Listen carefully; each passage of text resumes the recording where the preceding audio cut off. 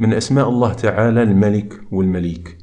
قال تعالى: فتعالى الله الملك الحق. وقال سبحانه: إن المتقين في جنات ونهر في مقعد صدق عند مليك مقتدر. والله سبحانه وحده ملك السماوات والأرض وملك الدنيا والآخرة، وهو سبحانه يفعل ما يشاء، وما يكون حتى شيء في ملكه لا بأمره، وكل اللي يقضيه سبحانه رحمة وحكمة وعدل وفضل. قال تعالى: قل اللهم مالك الملك تؤتي الملك من تشاء وتنزع الملك ممن تشاء وتعز من تشاء وتذل من تشاء بيدك الخير إنك على كل شيء قدير تولج الليل في النهار وتولج النهار في الليل وتخرج الحي من الميت وتخرج الميت من الحي وترزق من تشاء بغير حساب.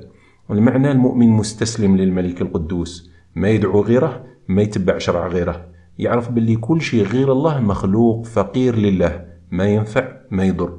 قال رب العزة: قل ادعوا الذين زعمتم من دون الله فلا يملكون كشف الضر عنكم ولا تحويلا.